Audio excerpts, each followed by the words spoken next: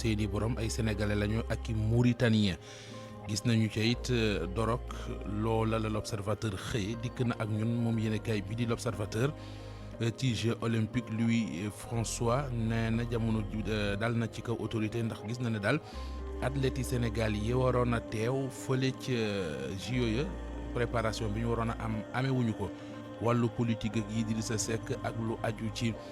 doxinam jamono ji l'observateur mi ngi koy càmbar mi ngi ñuy xibaar it moom l'observateur conseil des ministres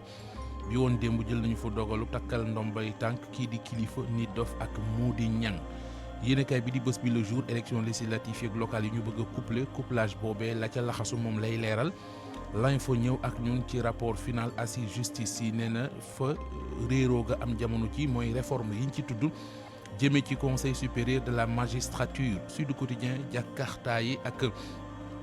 li ñuy liggéey ci réew mi bu dee lu baax moom safaan wa mu di wàllu insécurité routière accident circulation agression yu ñuy def yooyee moom la xëy di waxtaane Le Quotidien ne ñu am na ca île ca Caraïbes kon ay migrants yoo xamante ne ji seeni néew la ñu fekk ci genn gaal 14 lañu fukk ak ñeent ay sénégalais lañu ak ay mauritaniens république dominicaine fa la ñu feeñ Vox Populi dikk ak ñun ci coppite yu am ci biir gouverneur yi préfet yeeg sous-préfet yi démb la dogal bi wadd Walf Quotidien ñëw ñun ci Ousmane Sonko sorti yi muy def te bu mu def ñaare coow topp ca mu ne Sonko dafay effacer Diomaye le mandat li mu xëye mooy ci opposition radicale ba ci protocole ci prison Wade Idrissa Seck Sonko ñoom ñëpp ay coupable lañu noonu la ko journal bi bindee. Les Échos nañu lu aju ci recrutement ay chef d'organe exécutif entité ci secteur parapublic ñi ci doon séntu appel à candidature booy boo ñu dem tëddi te xam ne appel à candidature moom lu ñuy gën di dem rek ñuy xam ne du fi am enquête ñëw ak ñun ci sénégalais ki mauritanien yi ñu fekk ñu faatu ci genn gaal ci waaxi Rio San Juan ya fa la xewe te mu ne dikk ak ñun ci Diomaye ak Sonko mu ne am nay équation yu ñu war a lijjanti bokk na ci vie de la nation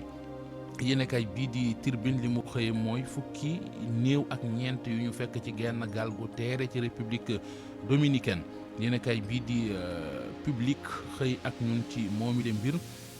mu di gaal gi teer te ñu fekk fa ay nit yoo xam ne identité yi ñu gis ci ñoom ñii Sénégal la ñu dëkk ña ci des Mauritanie Public loolu la xëye Source A fa la xëye mbir mu doy waar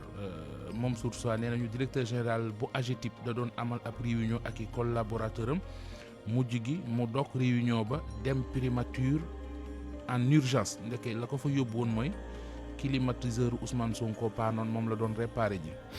Soleil national ñëw ak ñun ci gouvernance sanitaire accès aux soins ak wàllu prévention réforme hospitalière président Diomaye ak xalaat yi mu ci jibal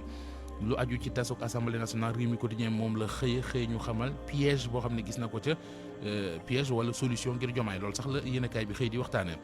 jeexale ak wàllu tàggat yaram ak record mi dikk ak ñun ci tournée pré-saison ak Barça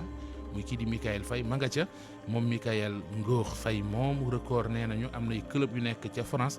bëgg nañu mu ñëw football si fa muy Nice ak Monaco Aladji Babacar. jaajëf Mouhamed.